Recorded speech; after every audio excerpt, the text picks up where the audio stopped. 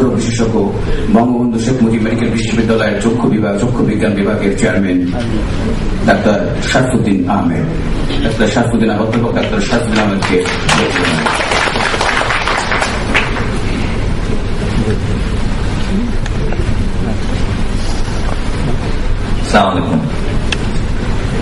বিশ্ব অ্যাজমা দিবস এবং অ্যাজমা অ্যাসোসিয়েশনের পক্ষ থেকে আজকে এই অনুষ্ঠানের উদ্বোধনী অনুষ্ঠানের সম্মানিত সভাপতি, মাননীয় প্রধানমন্ত্রী, স্বাস্থ্য পরিবার কল্যাণ মন্ত্রণালয়ের মাননীয় সফল স্বাস্থ্যমন্ত্রী, আমাদের প্রাণপ্রিয় নেতা অধ্যাপক আফম রুহুল হক, মাননীয় বিশেষ অতিথি স্বাস্থ্য পরিবার কল্যাণ মন্ত্রণালয়ের মাননীয় প্রতিমন্ত্রী ডাক্তার ক্যাপ্টেন অবসরপ্রাপ্ত মুজিবুর রহমান ফকির, বিশিষ্ট মুক্তিযোদ্ধা, বিশেষ অতিথি আমার সহকর্মী বাংলাদেশ মেডিকেল অ্যাসোসিয়েশনের সংগ্রামী যুগ্ম মহাসচিব ডাক্তার আব্দুল আজিজ।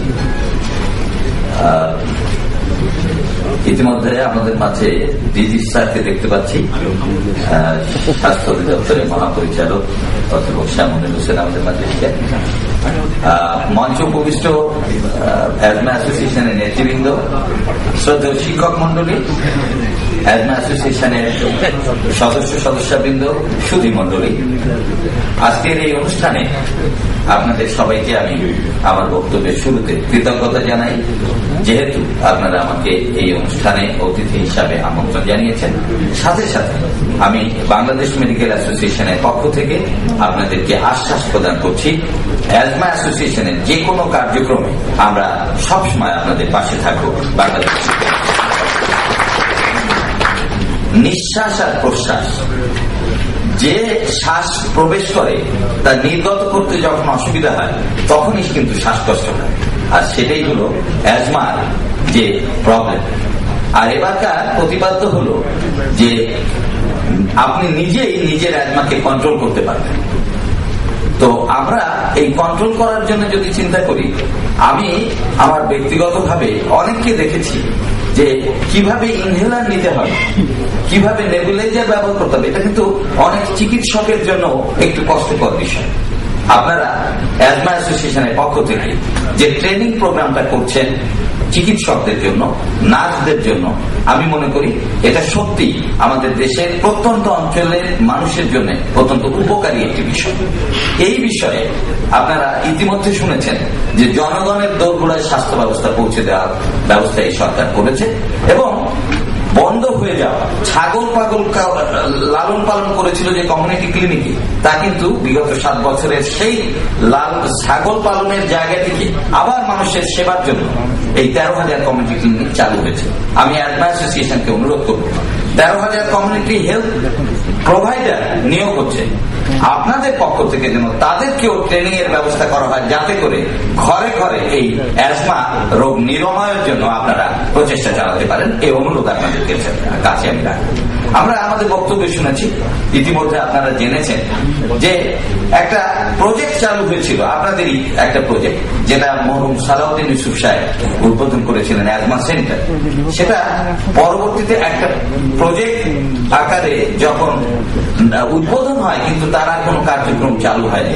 বর্তমান সরকার আশা করে আপনাদের ওখানে যে ওটি কমপ্লেক্সটি চালু হয়েছে, এটা কিন্তু সরকারের স্বাস্থ্য ব্যবস্থা উন্নয়নের একটি প্রক্রিয়া। এবং আপনারা যে আইসিইউ প্রজেক্টটা বোধহয় আপনাদের চালু এখনো হয়নি, যেটা হয়েছে সেটা এই সরকারের আমলে, যেটা বিগত দিনে হওয়ার কথা ছিল। আমি মনে করি এই যে বিষয়গুলো, এটা স্বাস্থ্য ব্যবস্থা উন্নয়নের জন্য বর্তমান মাননীয় স্বাস্থ্যমন্ত্রী, স্বাস্থ্য প্রতিমন্ত্রী, মাননীয় প্রধানমন্ত্রীর নির্দেশে এই স্বাস্থ্য ব্যবস্থাকে উন্নয়নের জন্য আমি মনে করি সফলভাবে এগিয়ে যাচ্ছেন। এবং অন্যান্য মন্ত্রণালয়ের চেয়ে আমি মাঝে মধ্যে যখন চিন্তা করি, যখন এক এক করে গুনতে যাই, 4,000 ডাক্তারের চাকুরি, 3,000 নার্সের চাকুরি, নার্সদেরকে 2য় শ্রেণীতে উন্নীত করা, আমাদের ভ্যাট প্রত্যাহার করা, আমার ইন্টার্নিদেরকে 6,000 থেকে 10,000 টাকায় উন্নীত করা ভাতা, এবং 6,000 হেলথ অ্যাসিস্ট্যান্ট নিয়োগ, এই সব কিছুই এই সরকারের একটা বিরাট সফলতা।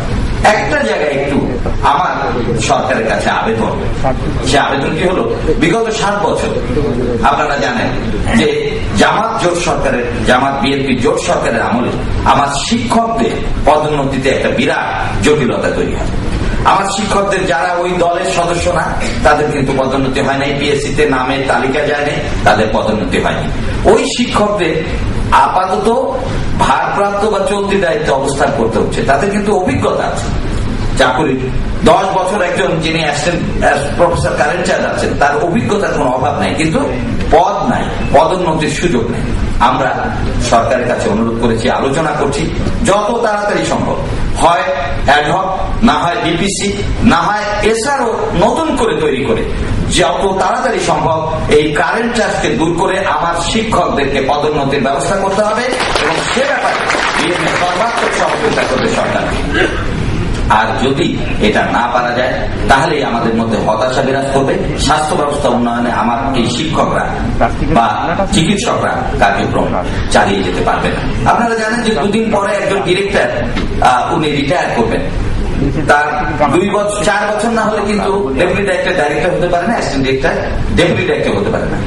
যত সংক্ষেপে তার রিটায়ারমেন্টের আগে তাকে প্রমোশনের জন্য যদি আমরা 4 বছরের জায়গায় 2 বছর বা 1 বছরের অভিজ্ঞতা দিয়ে একবারের জন্য পদোন্নতি দেওয়া যায় তাহলে তাদের হতাশা থাকে না। যে টিএইচে আর তার ছেলে বা মেয়ে এখন মেডিকেল অফিসার হিসেবে ঢুকছে একজন, আর তার বাবাও মেডিকেল অফিসার, তাদের পদোন্নতির জন্য যত তাড়াতাড়ি সম্ভব আমরা অর্গানোগ্রাম পরিবর্তন করে যাতে পদোন্নতি দেওয়া যায় তার জন্য সরকারের সাথে কথা বলেছি। আমি আর বক্তব্য দীর্ঘায়িত করবো না, স্যারকে আর এক মিটিং এ যেতে হবে। শুধু একটা কথা বলি আমি শেষ করব, সেটা হলো যে এই অ্যাজমার সাথে পরিবেশের একটা সম্পর্ক আছে। পরিবেশ দূষণ প্রতিরোধ করার দায়িত্ব আমাদের সবার। সেই পরিবেশকে যদি আমরা সুস্থ রাখতে পারি, আমরা যদি ধূমপান বিরোধী যে আন্দোলনটি চলছে তাকে আরো সক্রিয় করতে পারি, আমি মনে করি এই পরিবেশ এবং ধূমপান যা একটা প্রেসিপিটেটিং ফ্যাক্টর, অ্যাটোপিক অ্যালার্জি যে অ্যাজমা তার সাথে এটার কোনো সম্পর্ক নাই, কিন্তু যেসব প্রেসিপিটেটিং ফ্যাক্টরের কারণে অ্যাজমা হয় সেই অ্যাজমা থেকে আমরা সবাই মুক্ত থাকবো। এবং অ্যাজমা দিবসে আজকে এই প্রতিপাদ্য আমরা সবাই মিলে আমার নিজের অ্যাজমা বা নিজের এই রোগটিকে নিজেরাই আমরা কন্ট্রোল করতে পারি তার জন্য সচেতনতা বৃদ্ধি, এই যে আজকের প্রয়াস, আজকে যে ট্রেনিং প্রোগ্রাম, সেমিনার, সিম্পোজিয়াম যেগুলো হবে তাতে করে আপনারা যে সমস্ত পেপার প্রেজেন্ট হবে তার থেকে আমি মনে করি যারা প্রত্যন্ত অঞ্চল থেকে এসছেন তারা আরো অনেক বেশি করে জানতে পারবেন। এবং অ্যাজমা বিষয়ে মেডিসিনের শুধু একটি মাত্র চ্যাপ্টার নয়, আজকে রেসপিরেটরি মেডিসিন এই সরকার 47টি পদ তৈরি করেছে, এই সরকার 10টা মেডিকেল কলেজে থোরাসিক সার্জারি পদ তৈরি করেছে। আপনাদের জন্য এটা একটা পরম পাওয়া, তাই এই সরকারকে অবশ্যই আপনাদের পক্ষ থেকে সাধুবাদ জানানো উচিত। সাথে সাথে যে পদে যাদেরকে পদায়িত করা হচ্ছে অবশ্যই তারা যেন তার সেই পদের মর্যাদা রক্ষা করেন, এই আহ্বান রেখে আপনাদের সম্মেলনের সফলতা কামনা করে আমার বক্তব্য এখানে শেষ করছি। জয় বাংলা, জয় বঙ্গ।